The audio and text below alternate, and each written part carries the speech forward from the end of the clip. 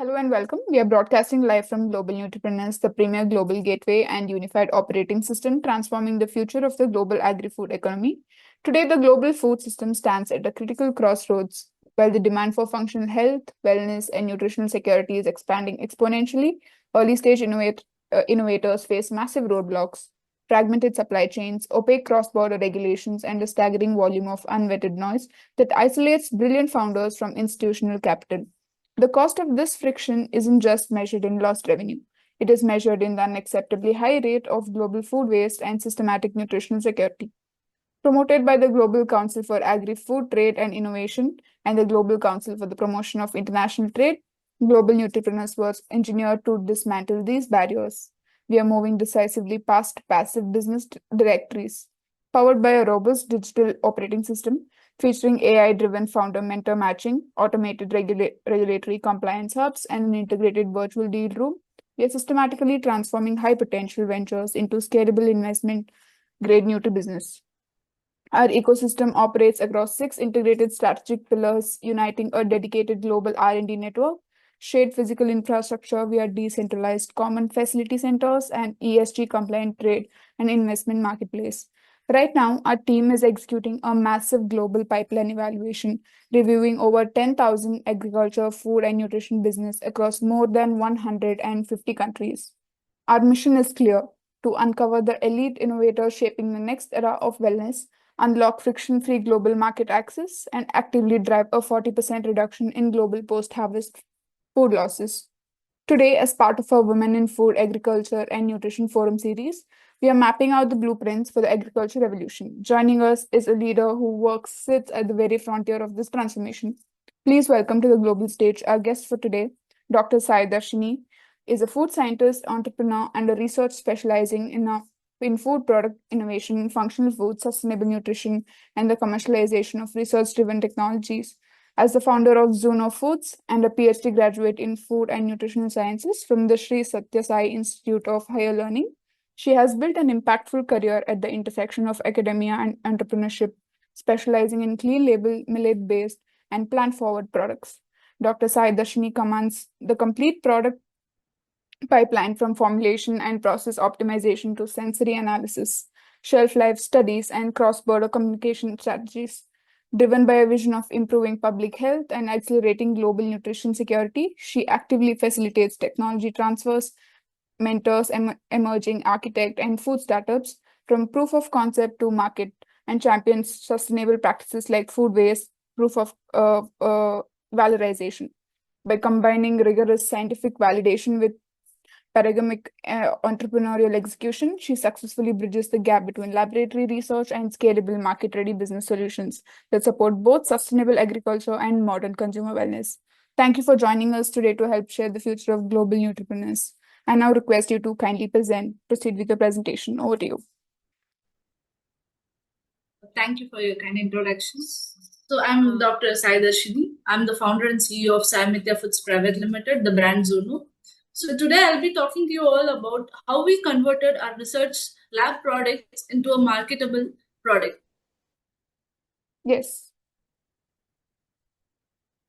Into a entrepreneurship that can transform the public health. So today I'll be telling you about what we did till now, and the next 5 years, what are we going to do, and how everybody can scale up their research into a commercial product, and how we can support the global entrepreneurship. So moving on. So the first question that triggered us to start this research is the nutrition paradox in India. Globally, it exists, but in India, it's more. So if you see, 70% of women and children are affected with anemia, and we are the diabetic capital of the world, and lifestyle diseases are rising, and climate changes are also threatens the cultivation of the conventional crops. So this is no longer the challenge of how whether the food is available or not. It's about how the nutritionally we have foods are available. For example, my area of expertise is on millets. Millets are once considered as a poor man's meal. Now it's one of the most premium product in the country. So we want to make the nutrition, and the changes in the crops has happened through the genetical changes that took place over the decades. So we don't get the same nutrition that the ancient people were getting. So we have to work on something that we have to provide the food to all the global community, and not only the elite community, with the same nutrition that everybody should receive. We have to fight the global hunger. That's what triggered us to get into this aspect. So about myself, I have started this research way back in 2019. We saw how the growth of the snack bars, porridges, smoothies in the world. They are the convenience foods which everybody craves for. But however, we don't have them in a place or a format that is friendly to the Indian culture. We have only powder, fruit-based smoothies, or it's all about how a preservative-based and how a foreign community has, but not for the Indian community. That's what triggered us. And we wanted to work on something that is very indigenous and also climate friendly. The place where I worked was in Andhra Pradesh. So in Andhra Pradesh, the growth it's a very deserted area. You don't get every crop growing there. The farmers grow millets over there, and the millets market was very down way back in 2019 until the 2023 International Year of Millets. So we started researching on why the nutritious crop, and once upon a time it was everybody's meal is become expensive, but at the same time people didn't know how to use them because we have lost the habit of using millets. So that's when we it triggered us, okay, we should make in a format that people doesn't require to cook so much and waste their time in exploring how to make them, but at the same time it should be in their meal. That's our target. And therefore we did research on millets. We made different formats of the product. We did a market survey, and we found several consumer groups of protein was one thing which was very popular back then, and it's still. And then balanced nutrition is one thing that we are missing. We have either high fat foods or high salted foods, high sodium foods, but we don't have a balanced meal in any convenience food you take. And we published the papers in a way that we didn't want to keep it in our books. So we published them so that the community can see what we are doing, and we published in all international journals so that we get a recognition across the world. It's not only what the America or the Japan doing; it's the India what's doing currently. And we got several awards from agencies, from international conferences, from research centers like Chelaram Diabetes, and also from the AICT, the Council for the Education. For what we have done, we have tested our products with the chefs. We have done everything that is required to prove that what we do in India is up to the global mark, and we can be the leading people for the we can be the global leaders. We don't have to depend on the foreign imported foods any longer. That's when we thought, why should I end it in the research book? After I finish the research and move out, it should not be stagnant in the research. So we founded Zuno Foods. So this is the one question that changed everything in Zuno Foods. Why are we importing nutritious food? Shouldn't what we grow in India be the most nutritious crops being it? Why are we not utilizing it? Why are we not reaching out to the community? So that's when we started. That changed everything. The way we looked at the convenience foods, the way we looked at any product that we developed. So from how we went from research to a real world, I belong to the Department of Food and Nutritional Sciences from Sri Satya Sai Institute of Higher Learning. I'm pretty sure that many people wouldn't have heard about our university because we are not top 10 university. But the tier 2 universities, we do good research. And we wanted to prove that what we do, India has most of the tier 2 colleges do better research, and it can go to the world through a better format. And our university founded this incubation center where they incubate all the entrepreneurs for they don't charge us for anything. I got a free education throughout my career, like from my BSc to my PhD. So I got everything free what I have today. Why should I charge the next person who is getting from me?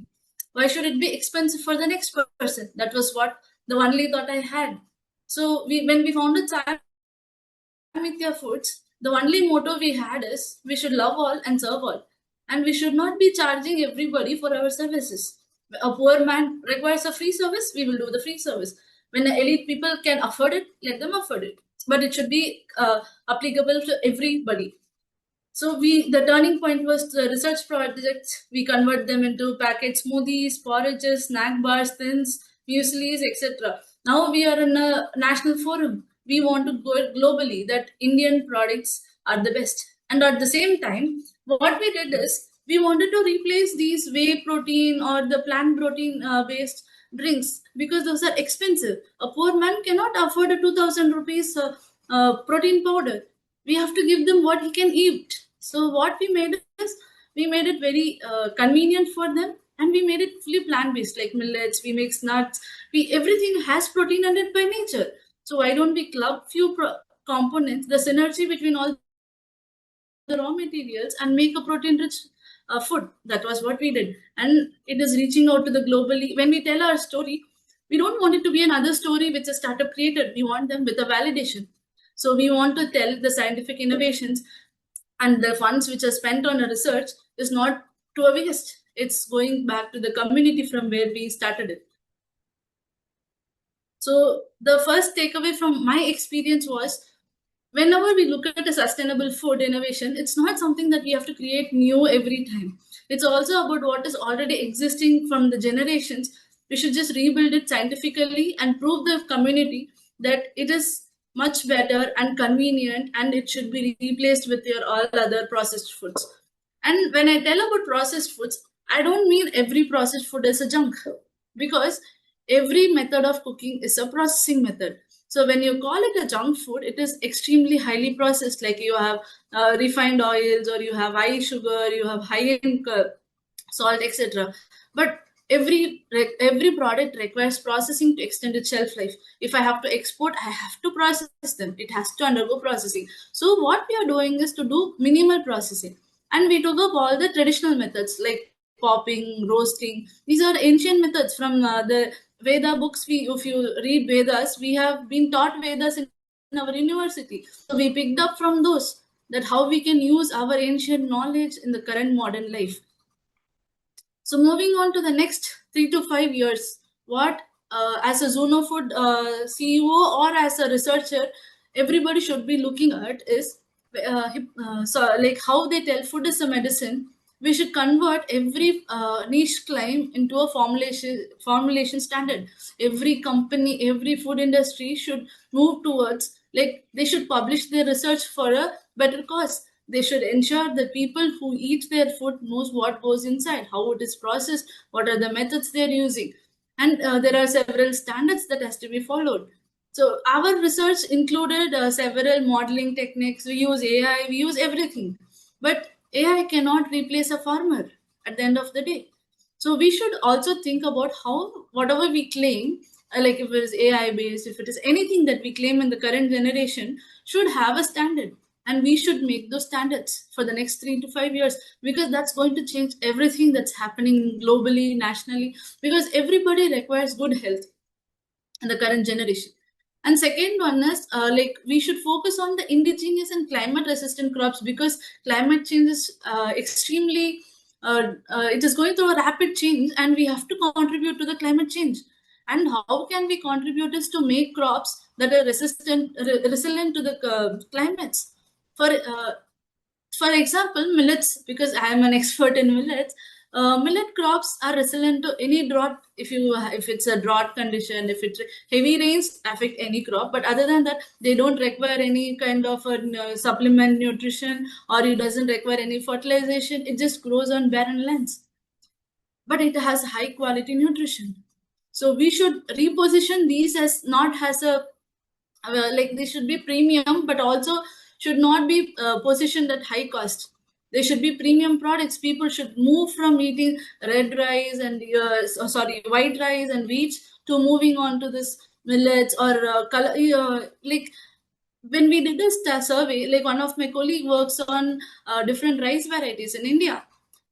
We were not even aware of the rice varieties that's grown in our own country. So we want everybody to see what's really happening in India, and how to promote the agriculture of such crops, which can help in resilience of the climate, as well as the growth of the like the nutritional part of the country. Because we are also part of the zero, like we have to contribute to the zero hunger. so many people who starve every day. We have to feed everybody in the country, and we are overpopulated country. How do we feed them? How do we give them a nutritional food? Even if I have to make a product which is convenient, the cost of buying my raw materials are higher than what I want to give. So if it is cultivated throughout the country and if it is cultivated in large quantities, we don't have to go through this. That should be the second thing that we should be looking at the next 3 to 5 years. The third one is personalization, which is a mainstream in the nutrition. It should remain, but it should not be only for the elites. It should be for day to day. So in Zuno Foods, we are also building an app which is helpful for knowing your day to day nutrition. So what we did is we want to give it to free for everybody. Whoever downloads our app, it should be free of cost. We don't want to charge them. Our like for example, Satyasai has a medical center which is free of cost. You do any cardiac surgery or you do anything, that is free of cost. So when we looked at that, when they can give such expensive surgeries for free of cost, an app should not matter. Profit should not be the only thing that we should be looking at as a industry. Definitely money is important, but not money is everything. Something should be done as a benefit to the country. That's what we are thinking. So we will release this app in the next few months, and then we want everybody to have this so that they know what they are eating on a daily basis. See your nutrition. Are you having enough food? Like I have enough food in the sense I'm not talking about the quantity of food, the quality of food. So we want to focus on AI-driven formulation, precision fermentation, biofortification of the crops, and make it available and better for everybody. Moving on to how do we scale from a lab to a market product. First one is you should be technically very sound. Before you build the brand, if you are building a food brand, be technically very sound. When I tell technically very sound, it's not only about the formulation and taste that I'm talking about, even about the claims. If you claim it is diabetic friendly, please show people how many clinical trials you have done. How did you arrive at the word that it's good for obesity, or it can help you in weight loss, it can help you in weight gain, be it anything. It should be open and publicly available for people to understand what you're building, and you should be technically sound. Second is solve one problem at a time. Like the nutritional gap is too much. We have malnourishment, we have SAM, a lot of malnutrition and lifestyle diseases. Choose one gap and fill the gap and make it and diversify the market. Don't focus only on the elite markets. Market it like focus on everybody throughout the India, throughout the globe. Even if it's an African country, if it's an American country, they should be able to afford it. So third one is financially. When we price the products, it should be priced on a volume market and not for an elite customer from the day one. Because we are not treating all the people who are already well.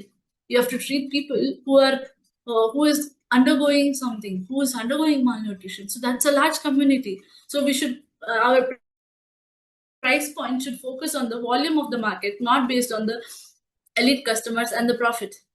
And ecosystem and policy is the fourth thing you have to keep in the mind, which is like you should not build alone. You should have partners. In the sense you should have farmers. You take each company should take a land and help the farmers to build what they need. And secondly, you should have be in link with all the government policies. What government is currently doing. Government has so many initiatives for the nutritional development and all the food products or entrepreneurship. So our policies should be the farmers, the scientific universities, the research institutes, as well as the government, all are in the same thing. So that you can build a policy based on all three, and you have a blueprint that is flexible and that is also helpful for all the communities, and it should be a circular ecosystem which will contribute to the circular economy. Therefore, everybody will grow. And lastly, how we will be contributing to the global nutripreneurship, like being a researcher as well as a founder as well as an entrepreneur. I want to tell you that first we can help anybody who's reaching out to us. We can help them in research and formulation. So we can help you develop products or processes or technologies, and we can help you how to build it for the world. Second one is we mentor students. be it a BSc or 12th, or even if you are a graduate or anything, we can help in mentoring them to achieve what they want to achieve, be it scientifically, be it commercially, or be it business. And we would like to partner with other R&D labs or other brands who would like to collaborate with us and work and create a better nutrition and a better ecosystem for everybody to live in, especially for the community which is not reached yet. And we will also help in building the ecosystem that is along with the global entrepreneurs to achieve what world is trying to achieve. It's not only about what India is trying to achieve, what each country want to achieve, and how we can contribute to growth of every country in the world. So for further information, or if you want to connect with us, if you want to work with us, this contact informations, please do connect with us on this, so that we can work further on what we can do together. Thank you. Thank you, Dr. Saidarshini, for sharing your valuable insights with the global Nutripreneur community. There was an engaging and thought-provoking presentation. I'd now like to ask you a few questions that dig deeper into your experience and perspective. Yes. Okay, so you've successfully navigated the entire pipeline from advanced academic research at SSS IHL to market-ready commercialization with Zuno Foods. As Global Nutripreneurs build out its digital operating system to scale early-stage ventures, how can we structurally standardize this lab-to-market transition so that brilliant science-backed research doesn't get trapped in academia but rapidly reaches global consumer markets? First is researchers also should have an open-minded thing that our research should reach the global community, and it should not be like I want the patent to myself. Like both the research community also should come out of their cubicle that no, what I do should, like, somebody else will steal my idea. That should be out, and think that even if somebody steals and does it, it's for good for the community. It's not only for making money. So that should be the first thing. Secondly, you should have a partners in the sense you should have like connect to all the mentors possible. I had like 3 mentors. Like I would, it's worth mentioning that one is Murthy, NLS Murthy. His name is, he's a country head of a big company called as Greenway Health. So he was the first one who told me that your research is worth doing as an entrepreneurship. Why don't you continue it? Why do you want to just sit back? So such kind of mentors are very important in transition from a lab to the market. So don't leave those mentors. Their advice will help you to go a long way. And there was one other mentor called as Manish Sharma, who was also into the health sectors. He also said nutrition is something that's lacking in the world. So why don't you? So these people, like the mentors, we meet randomly in our life. You just share your thoughts about what you do. They will give you an perspective from the world, whether it is worth doing it. And such mentors are important. Second thing is, you should reach out to people, everybody. You should reach out anybody who comes across you and tell them, see, this is what I'm trying to do. What do you think about it? Collecting feedback is second thing before you think of lab to market, because you should know whether what we have done can be 10 years old, or it can be like some research. Our university has some products which we have been researching since like last 20-30 years. So it is worth bringing up to the market even today. We should have the dare in us that we can do what we have done. What we have done is helpful to the community. And fourth, you have to have a partner from a marketing and a business perspective. MBA is essential. So if you have these people around you, you can easily translate what is in the lab, because there is no blueprint for any company. That's what you will learn in the moment you start a company. You will learn that there is no blueprint. There is no particular way a company should run, or that's how you will be successful. No. So you should build your own way. You have this team with you. Like for us, our university themselves created incubation center so that this can be translated. So that's what they did. So universities also should have a strong hold that it has to reach, or any research we do. Our policy was any research we do, any research topic we take, it should be helpful to the community. That's the, what do you say? It's a regulation in our university that Based on this only, we choose a research topic. So I think that's also one thing which helped us to, which will help everybody. If you have such regulation set from the beginning, it's easier to translate from lab to market. Okay, thank you for sharing that perspective. That's a valuable insight. Building on that, I'd like to move to my next question. So, your Yes. work focuses heavily on millet and ancient grain technologies to create clean label, plant forward products. So, with, Yes. with global interest in function nutrition surging, what are the primary processing and shelf life optimization hurdles that early stage founders face when they try to scale native grains like millets into international cross border supply chains? Okay, because now using preservatives are banned in many countries and people don't want preservative based foods. It's actually quite difficult to achieve a shelf life of a year, like how with a preservative. But there are natural antioxidants which are available, like marketed natural antioxidants, which can help you in extending the shelf life. Our products were 6 months stable, for example. We cannot export them because for an export quality, you need at least a year. So if you want to export, the first option is either you get a collaboration from a different country, you go and speak to the people from that country and start your own product there.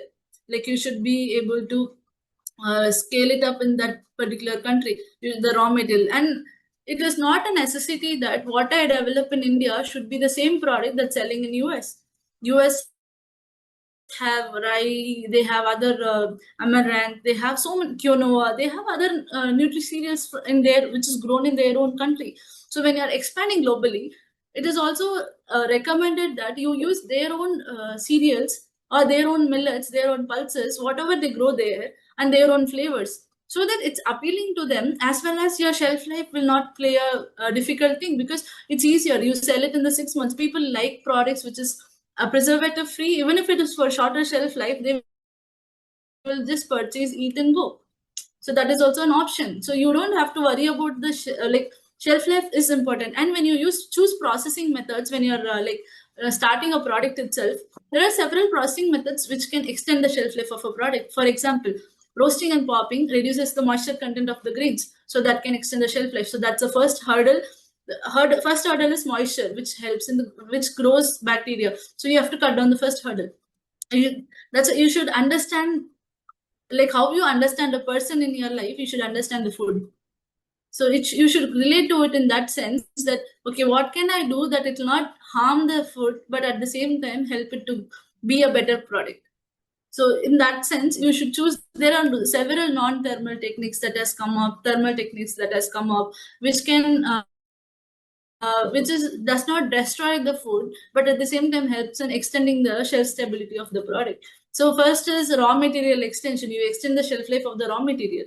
Then once when you process them, you can bake them. Baking is one technique which is globally accepted technique, but at the same time extends the shelf life of the product.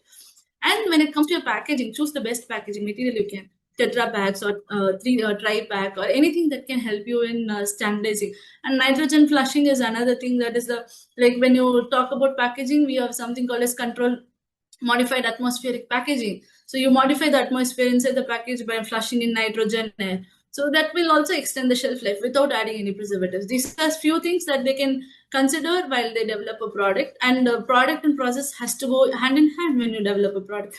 So you think of all this and then you process it. That will be much better for anybody who is starting a new research to market, or the market people who are going to further develop other products. That's a very interesting way to look at it. So, moving Yes. on to our next question. Global Nutripreneurs is deploying decentralized common facility centers to provide shared physical processing infrastructure.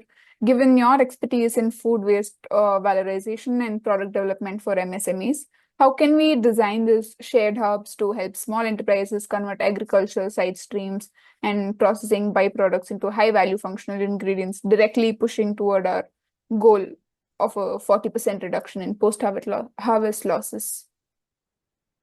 Yeah, my team has my colleague who is Dr. Alisha Pradhan, who is an expert in organic farming and also the post-harvest technology. So what she did in her research is to reduce the loss of post-harvest products, especially organic foods, which are like when you grow without any fertilizer or without any chemical, the shelf life goes down, even if it is a processed food or if it is a natural food. So when she worked, something interesting that I found was like her processing method was very simple. Like she has to just wash in a solution and then put it under radio frequency, and your product shelf life was extended. Like for example, she worked on tomatoes. Tomatoes don't stay for longer. She extended the shelf life to more than 2 months. For shelf life of a tomato can, and a fresh tomato, it stayed fresh for 2 months. So that is something that it didn't reach the community still. But these centers, whatever you're talking about, we also have thought of like how like IIMR as a center, or if it is like there are so many global centers that are available already. So if you are starting a center, it should be like make it available to anybody who comes in, and connect people like us to them, where we can help them in building their product or a process line. So we can tell, if when we connect to like when if you connect us with them, so we will develop the products for them using the technologies that you have inbuilt in your place. Like the global in the hub, whatever is available in the hub, we will set up a processing line accordingly to the MSMEs. And also, if you look at Manthan, if you have heard about Manthan, it's an initiative by the government. They are also doing the same thing. So they connect the new, like the entrepreneurs, they connect the like the mentors, they connect all these people in a very cost effective format. I mean, they charge nothing for you to connect from me to you, but at the same time they help the MSMEs to grow better, because they don't have a research facility. Most of the MSME doesn't have, and they cannot afford a very expensive research facility. So you connect us to them, like people like us. There will be many people who will be working in such formats. So we can help them to build their own value addition products, or their own processing line to reduce their post-harvest loss, or even the agriculture farming method. And then we can set up an MSME for them. They can come to your global hub, manufacture the product, and sell globally, locally, nationally, in any platform they want. I think that is one thing that we can work on. Like, and everybody should be contributing to India's growth in that way, or the global growth for that matter. Thank you for highlighting that. So that Yes. leads us nicely to the next topic. So when introducing highly innovative science-backed functional foods to the market, regulatory compliance and health claim validations can become a massive bottleneck for lean startups. How can global nutripreneurs design its automated regulatory compliance hubs to better prepare founders for rigorous quality assurance, sensory analysis, and international food safety standards early in their development cycle? Recently I came across a person from ICAR. They were developing an app that is helpful for you to know. If you enter your raw material, it will tell you what is the nutrition value, what are the processing, and if you enter an additive, it will tell you whether it is banned in India or abroad, USDA banned, or what are the effects of those. So there are several applications like this is already existing from the government perspective. It's not a personal thing; it's a government thing. So government gives it freely for everybody to test their products with them. There are so many government laboratories where they do the testing for at a very minimal cost. So look at those places and those people who will like have collaborations with government agencies or the universities like us.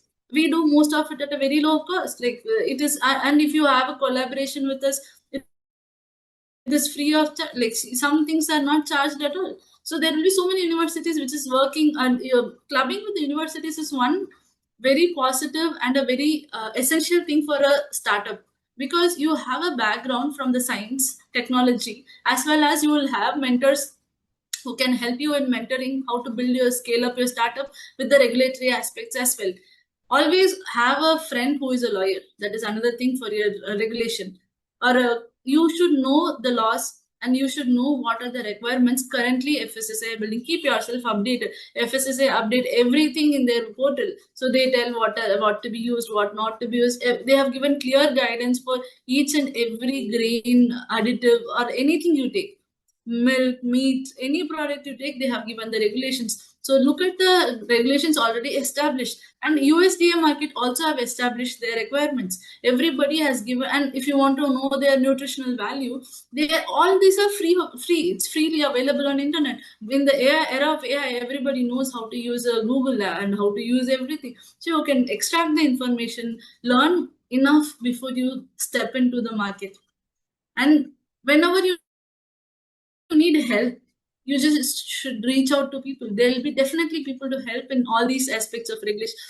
Even if you want to know FSSAI, they have so many contacts given, the regulatory contacts. You can call them. They are available anytime. You ask them, we have a issue with so and so thing. They will definitely help you. Like I have myself used them. Like as a when I wanted to know about how do I sell millet-based products from lab to this market, we wanted to know, because in a laboratory circumstance it's extremely different from when you commercialize them, because the processing standards has to be high. It has to follow all the GMP, GHP, all the good manufacturing practices has to be followed, and you have to set up CCP control, critical control points where your product can go wrong. So everything they will explain you in a very detailed manner, and all these information are already available throughout. And my one strong suggestion is, do connect with universities. Not only our university, you can connect to any university. They will definitely help you how to scale and ask. Those are some excellent points. So let's explore another important aspect. You perfectly embody the intersection of scientific rigor and entrepreneurial thinking.